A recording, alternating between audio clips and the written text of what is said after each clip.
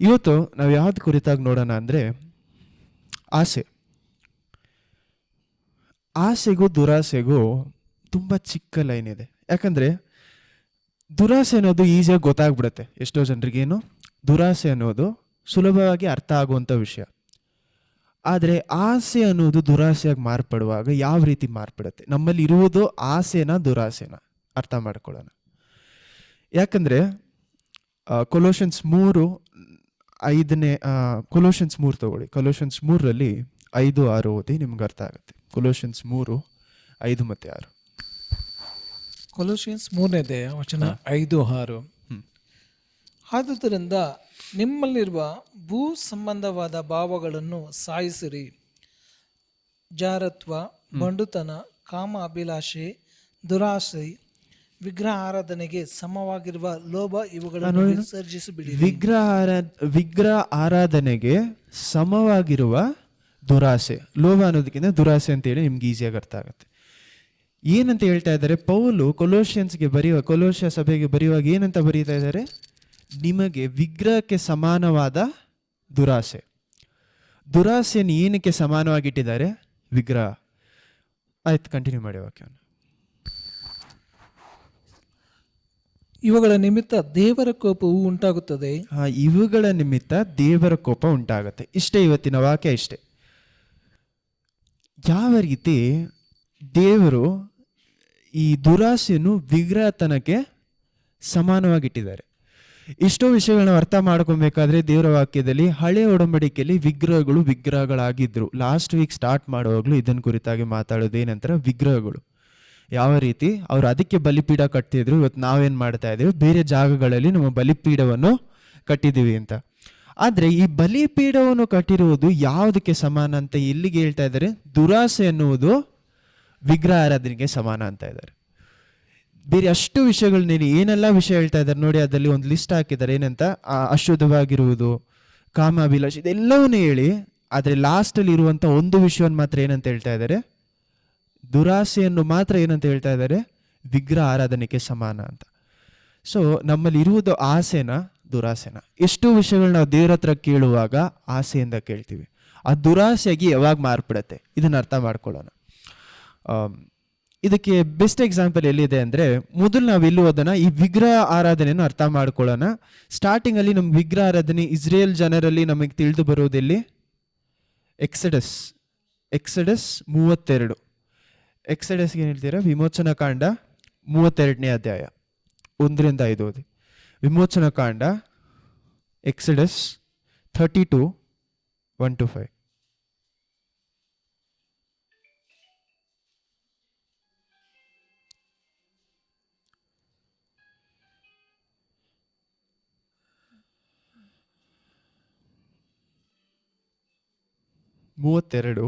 ವಿಮೋಚನಾ ಕಾಂಡ 32 1-5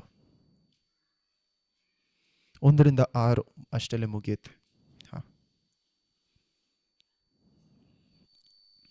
ವಿಮೋಚನಾ ಕಾಂಡ 32ನೇ ವಚನ 1-6. ಮೋಶೆ ಬೆಟ್ಟದಿಂದ ಇಳಿಯದೆ ತಡ ಮಾಡಿದ್ದನ್ನು ಇಸ್ರೇಲರು ನೋಡಿ. ಮೋಶೆ ಬೆಟ್ಟದಿಂದ ಇಳಿಯುವುದನ್ನು ತಡೆ ಮಾಡಿದ್ದನ್ನು ನೋಡಿ ಇಸ್ರೇಲರು ನೋಡಿ ಆರೋನನ ಬಳಿಗೆ ಕೂಡಿ ಬಂದು, ಏಳು, ನಮ್ಮ ಮುಂದುಗಡೆಯಲ್ಲಿ ಹೋಗುವುದಕ್ಕೆ ನಮಗೆ ದೇವರುಗಳನ್ನು ಮಾಡಿಕೊಡು. ಐಗುಪ್ತ ದೇಶದಿಂದ ನಮ್ಮನ್ನು ಕರೆದುಕೊಂಡು ಬಂದ ಆ ಮೋಶೆ ಏನಾದನೋ ಗೊತ್ತಿಲ್ಲ ಎಂದು ಹೇಳಿದರು. ಅದಕ್ಕೆ ಆರೋನನು, ನಿಮ್ಮ ಹೆಂಡರು ಗಂಡು ಮಕ್ಕಳು ಹೆಣ್ಣು ಮಕ್ಕಳು ಕಿವಿಗೆ ಹಾಕಿಕೊಂಡಿರುವ ಚಿನ್ನದ ಮುರುವುಗಳನ್ನು ನೀವು ಕಿತ್ತು ನನಗೆ ಒಪ್ಪಿಸಿರಿ ಎಂದು ಹೇಳಲಾಗಿ, ಜನರು ಎಲ್ಲರೂ ತಮ್ಮ ಕಿವಿಗಳಿದ್ದ ಚಿನ್ನದ ಮರುವುಗಳನ್ನು ಕಿತ್ತು ಆರೋನನ ಬಳಿಗೆ ತಂದುಕೊಟ್ಟರು. ಅವನು ಆ ಚಿನ್ನವನ್ನು ತನ್ನ ವಶಕ್ಕೆ ತೆಗೆದುಕೊಂಡು ಬಸವನ ಆಕಾರವನ್ನು ಉಳಿಯಿಂದ ರೂಪಿಸಿ ಎರಕ ವಹಿಸಲಾಗಿ, ಅವರು ಇಸ್ರಾಯೇಲರೇ ನೋಡಿರಿ, ಇದೇ ನಿಮ್ಮನ್ನು ಐಗುಪ್ತ ದೇಶದಿಂದ ಕರೆದುಕೊಂಡು ಬಂದ ದೇವರು ಎಂದು ಹೇಳಿದರು. ಆರೋನನು ಅದನ್ನು ನೋಡಿ ಬಸವನಿಗೆ ಎದುರಾಗಿ ಯಜ್ಞವೇದಿಯನ್ನು ಕಟ್ಟಿಸಿ, ನಾಳೆ ಕರ್ತರಿಗೆ ಉತ್ಸಾಹವಾಗಬೇಕು ಎಂದು ಪ್ರಕಟಿಸಿದನು. ಆದುದರಿಂದ ಮರುದಿನದಲ್ಲಿ ಜನರು ಬೆಳಿಗ್ಗೆ ಎದ್ದು ಸರ್ವಾಂಗ ಹೋಮಗಳನ್ನು ಸಮಾಧಾನ ಯಜ್ಞಗಳನ್ನು ಸಮರ್ಪಿಸಿದರು. ಜನರು ಉಣ್ಣುವುದಕ್ಕೂ ಕುಡಿಯುವುದಕ್ಕೂ ಕೂತುಕೊಂಡರು. ಆಮೇಲೆ ಎದ್ದು ಕುಣಿದಾಡಿದರು. ಆಮೇಲೆ ದೇವರು ಎಕ್ಸೆಡಸ್ ವಿಮೋಚನಾ ಕಾಂಡ 23, 24, 22 ಅದೆಲ್ಲ ನೀವು ಓದಬೇಕಾದ್ರೆ ಅಲ್ಲಿ ಏನು ನಡೀತಾ ಇದೆ? ದೇವರು ತನ್ನ ಪ್ರಸನ್ನತೆಯನ್ನು ಎಲ್ಲಿ ತರ್ತಾ ಇದ್ದಾರೆ? ಸೀನಾಯಿ ಮಲೆ ಮೇಲೆ ತರ್ತಾ ಇದ್ದಾರೆ. ಸೀನಾಯಿ ಮಲೆ ಮೇಲೆ ದೇವರ ಪ್ರಸನ್ನತೆ ಇಳಿದು ಬರುವಾಗ ಈ ಜನರು ಏನು ಮಾಡ್ತಾರೆ? ಅದನ್ನು ಕಂಡು ಓಡಿ ಹೋಗ್ತಾರೆ. ಸರಿ, ಇದನ್ನು ಸಹ ಓದಿಸಿ. ಎಕ್ಸೆಡಸ್ ವಿಮೋಚನಾ ಕಾಂಡ 20ನೇ ಅಧ್ಯಾಯ, 19.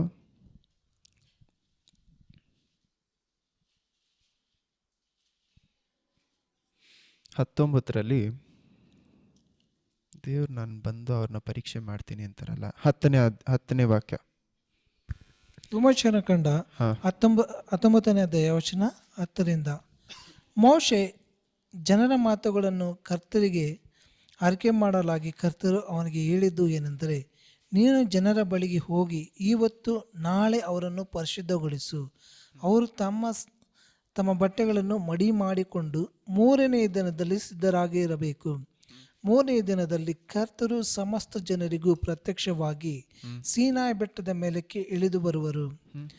ಜನರು ಹತ್ತಿರ ಬಾರದಂತೆ ನೀನು ಬೆಟ್ಟದ ಸುತ್ತಲೂ. ಇಲ್ಲೇನು ಹೇಳ್ತಾ ಇದ್ದಾರೆ? ದೇವರು ತನ್ನ ಜನರಿಗೆ ಏನಂತ ಹೇಳ್ತಾ ಇದ್ದಾರೆ? ನಾನು ಪ್ರತ್ಯಕ್ಷನಾಗ್ತೀನಿ, ಅಂದರೆ ನಾನು ಕಾಣಿಸಿಕೊಳ್ತೀನಿ ಅಂತ. ನಾವಿವತ್ತು ಬೇಡ್ಕೊಂಡ್ರು ನಮ್ಮ ಕಣ್ಣಿಗೆ ಏನಾಗಲ್ಲ. ದೇವರು ಸದ್ಯಕ್ಕೆ ನಮ್ಮ ಕಣ್ಣಿಗೆ ಏನು ಮಾಡ್ತಾ ಇಲ್ಲ, ದೇವರು ಕಾಣಿಸ್ಕೊಳ್ತಾ ಇಲ್ಲ. ಈ ಜನರು ಕೇಳದೇ ಇದ್ರೂ ಸಹ ದೇವರು ಏನಂತ ಹೇಳ್ತಾ ಇದ್ದಾರೆ? ಇವರ ಕಣ್ಣಿಗೆ ನಾನು ಕಾಣಿಸಿಕೊಳ್ತೀನಿ ಅಂತ. ಈ ಕಣ್ಣಿಗೆ ನಾನು ಕಾಣಿಸ್ಕೊಳ್ತೀನಿ ಅಂತ ಹೇಳಿದಾಗ ಇವ್ರೇನು ಹೇಳ್ತಾರೆ? ತನ್ನನ್ನು ತಾನು ಪರಿಶುದ್ಧ ಮಾಡಿಕೊಳ್ಳೋಕೆ ಹೇಳಿ ನಾನು ಇಳಿದು ಬರ್ತೀನಿ ಅಂತ. ಅದೇ ನೋಡಿವಾಗ 18, 17, 18, 19 ಹಂಗೆ ಓದಿ. 17, 18 ಅದೇ ಅಧ್ಯಾಯದಲ್ಲಿ ದೇವದರ್ಶನಕ್ಕಾಗಿ ಮೋಶೆ ಜನರನ್ನು ಪಾಳೆಯದ ಹೊರಕ್ಕೆ ಬರಮಾಡಲು ಅವರು ಬೆಟ್ಟದ ಬುಡದಲ್ಲಿ ನಿಂತುಕೊಂಡರು. ಕರ್ತರು ಬೆಂಕಿಯೊಳಗೆ ಸೀನಾಯಿ ಬೆಟ್ಟದ ಮೇಲಕ್ಕೆ ಇಳಿದು ಬಂದುದರಿಂದ ಆ ಬೆಟ್ಟಗಳ ಹೊಗೆಯಿಂದ ಆವರಿಸಿಕೊಂಡಿತ್ತು. ಆ ಹೊಗೆಯಂತೆ ಏರಿತು.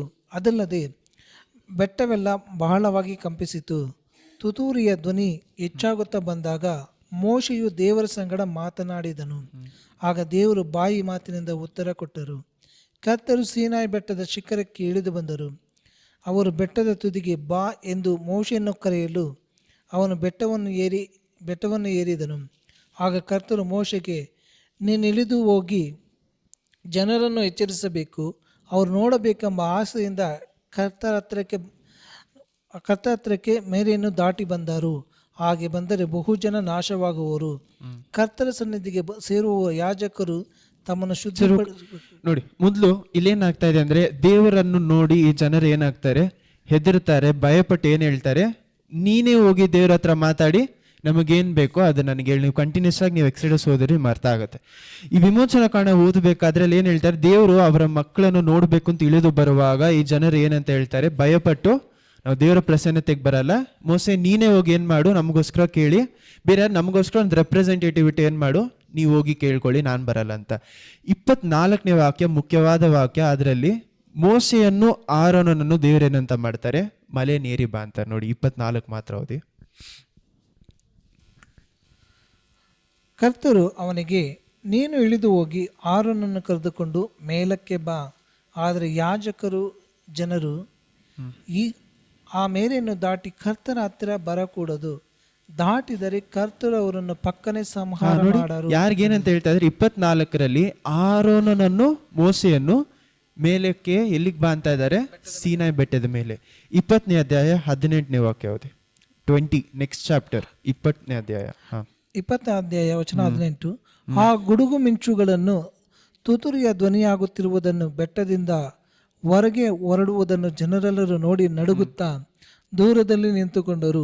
ಅವರು ಮೋಶೆಗೆ, ನೀನೇ ನಮ್ಮ ಸಂಗಡ ಮಾತಾಡು, ನಾವು ಕೇಳುವವು. ದೇವರು ನಮ್ಮ ಸಂಗಡ ಮಾತಾಡಿದರೆ ನಾವು ಸತ್ಯವು ಎಂದು ಹೇಳಿದರು. ನೋಡಿ, ಅದಕ್ಕೆ ನೀವೇನೇನ್ ಮಾಡು, ನಮ್ಮ ಜೊತೆ ಮಾತಾಡು. ದೇವ್ರು ನಮ್ಮ ಜೊತೆ ಮಾತಾಡಿದ್ರೆ ನಾವು ಸತ್ತ ಹೋಗ್ತೀವಿ. ಕಣ್ಣು ಮಾಡಿ 20. ಅದಕ್ಕೆ ಮೋಶೆ, ಭಯಪಡಬೇಡಿರಿ, ದೇವರು ನಿಮ್ಮನ್ನು ಪರೀಕ್ಷಿಸಬೇಕೆಂತಲೂ ತನಗೆ ಭಯಪಟ್ಟು ನೀವು ಪಾಪವನ್ನು ಮಾಡದೆ ಇರಬೇಕೆಂದಲೂ ಬಂದಿದ್ದಾರೆ ಅಂದನು. ಜನರು ದೂರದಲ್ಲಿ ನಿಂತಿದ್ದರು. ಮೋಶೆಯೋ ದೇವರು ಇರುವ ಆ ಕಾರ್ಗತ್ತಲಿನ ಸಮೀಪಕ್ಕೆ ಸೇರಿದನು. ಆಮೆನ್. ಮೋಸೆ ನೋಡಿ ಏನ್ ಮಾಡ್ತಾ ಇದ್ದಾರೆ, ಮೋಸೆ ಆ ಜನರನ್ನ ನೋಡಿ ಏನ್ ಹೇಳ್ತಾರೆ, ದೇವರು ನಿಮ್ಮನ್ನು ಪರೀಕ್ಷೆ ಮಾಡೋದಕ್ಕೋಸ್ಕರ ಬಂದಿದ್ದಾರೆ. ಏನಕ್ಕೋಸ್ಕರ? ನೀವು ಪಾಪ ಮಾಡದೆ ನಿಮ್ಮ ಜೀವನವನ್ನು ಬಾಳ್ಬೇಕು ಅಂತ ದೇವರು ನಿಮ್ಮನ್ನು ಪರೀಕ್ಷೆ ಮಾಡಬೇಕು ಅಂತ ಬಂದಿದ್ದಾರೆ ಅಂತ ಹೇಳುವಾಗ ಆ ಜನರು ಏನಂತ ಹೇಳ್ತಾರೆ ಸ್ಟಾರ್ಟಿಂಗ್ ಅಲ್ಲೇ, ನಾವು ದೇವ್ರ ಜೊತೆ ಎಲ್ಲ ಮಾತಾಡೋಕ್ಕಾಗಲ್ಲ, ನಾವೇನ್ ಮಾಡ್ತೀವಿ, ನಿನ್ನ ಜೊತೆನೇ ಮಾತಾಡ್ಕೊಳ್ತೀವಿ, ನೀವೇನ್ ಮಾಡೋದು, ನೀನ್ ದೇವ್ರ ಹತ್ರ ಹೋಗಿ ಮಾತಾಡು ಅಂತ. ಆದ್ರೆ ಅದೇ 19ನೇ ಅಧ್ಯಾಯದಲ್ಲಿ ಲಾಸ್ಟ್ ವಾಕ್ಯ ಏನ್ ಹೇಳ್ತಾ ಇದೆ, ಮೋಸೆಯನ್ನು ಆರೋನನನ್ನು ದೇವ್ರು ಏನ್ ಮಾಡ್ತಾ ಇದ್ದಾರೆ, ಬೆಟ್ಟ ಏರಿ ಬಾ ಅಂತ ಇದ್ದಾರೆ. ನಾವು ಅರ್ಥ ಮಾಡ್ಕೊಬೇಕಾದ್ರೆ ಇಲ್ಲಿ ಇದೇ ಇವಾಗ ನೀವು ಓದಬೇಕಾದ್ರೆ 32 ಓದಬೇಕಾದ್ರೆ ಮಲೆ ಮೇಲೆ ಯಾರಿದ್ರು? ಮೋಸೆ ಮಾತ್ರ. ಆರೋನ್ ಏನ್ ಮಾಡ್ತಾ ಇದ್ದಾನೆ? ಜನರ ಜೊತೆ ಇದ್ದು ಕೆಳಗಡೆ ಏನ್ ಮಾಡ್ತಾ ಇದ್ದಾನೆ ಆರೋನನು? ವಿಗ್ರಹ ಆರಾಧನೆ. ಬಸವನನ್ನು ಏನ್ ಮಾಡ್ತಾ ಇದ್ದಾನೆ? ಒಂದು ಇಮೇಜ್ ಮಾಡಿ ವಿಗ್ರಹ ಆರಾಧನೆ ಮಾಡ್ತಾ ಇದ್ದಾರೆ. ಮೋಸೆ ಏನ್ ಮಾಡ್ತಾ ಇದ್ದಾನೆ 40 ದಿವಸ? ದೇವ್ರ ಜೊತೆ ಇದ್ದಾನೆ. ದೇವ್ರ ಜೊತೆ ಮಾತಾಡ್ತಾ ಇರ್ಬೇಕಾದ್ರೆ ಜೊತೆಲಿ ಇದ್ದಿದ್ದು ಯಾರು? ಯೋಶುವ. ಆರೋನನ್ನು ಮೋಸೆಯನ್ನು ದೇವ್ರ ಮೇಲೆ ಕರೆದಿರುವಾಗ ಮೇಲೆ ಹೋಗಿದ್ಯಾರು? ಮೋಸೆ ಮತ್ತೆ ಜೋಶುವ. ದೇವರ ಪ್ರಸನ್ನತೆಯಲ್ಲಿ ತನ್ನ ಸಮಾಧಾನ ಸಂತೋಷವನ್ನು ಕಂಡುಕೊಂಡಿದ್ಯಾರು? ಮೋಸೆ. ಜನರ ಮಧ್ಯದಲ್ಲಿ ತನ್ನ ಸಂತೋಷವನ್ನು ಕಂಡಿದ್ಯಾರು? ಆರೋನನು. ಜನರನ್ನು ಮೆಚ್ಕೊಳ್ಬೇಕು ಅಂತ, ಜನರು ತನ್ನಲ್ಲಿ ಸಂತೋಷ ಕೊಡ್ತಾರೆ ಅಂತ, ಜನರು ಮತ್ತೆ ಈ ಜನರಲ್ಲಿ ಇರುವಂತ ಆ ಒಂದು ವಸ್ತುಗಳು ಏನ್ ಮಾಡ್ತಾ ಇದೆ, ಆರೋನನಿಗೆ ಸಮಾಧಾನ ಸಂತೋಷ ಕೊಡ್ತಾ ಇದೆ.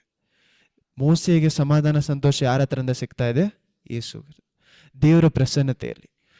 ಎಷ್ಟೋ ಜನರಿಗೆ ತಮ್ಮ ವಿಗ್ರಹಗಳಾಗಿ ಮಾರ್ಪಡಿಸೋದಕ್ಕೆ ಕಾರಣ, ಅಥವಾ ತಮ್ಮ ಜೀವನದಲ್ಲಿ ಆಸೆಗಳು ದುರಾಸೆಯಾಗಿ ಮಾರ್ಪಡುವುದಕ್ಕೆ ಕಾರಣ, ತಮ್ಮ ಸಮಾಧಾನ, ತನ್ನ ಸಂತೋಷ, ತಮ್ಮ ಸಂಪೂರ್ಣತೆ ಯಾರ ಹತ್ರದಿಂದ ಪಡ್ಕೊಳ್ತಾ ಇದ್ದಾರೆ? ಒಂದು ಜನರು ಅಥವಾ ವಸ್ತುಗಳು. ಈ ಜನರು ಮತ್ತೆ ವಸ್ತುಗಳಿಂದ ತಮ್ಮ ಸಂತೋಷವನ್ನು, ಸಮಾಧಾನವನ್ನು ಪಡೆದುಕೊಳ್ಳುವಂತ ಮನುಷ್ಯರಿಗಿರುವಂತ ಪ್ರಾಬ್ಲಮ್ ಏನು? ಎಷ್ಟೇ ಮಾಡಿದ್ರೆ ಏನಾಗಲ್ಲ, ಸಾಕಾಗಲ್ಲ. ಎಷ್ಟೇ ಪಡೆದುಕೊಂಡ್ರೆ ಏನಾಗಲ್ಲ, ಸಾಕಾಗಲ್ಲ.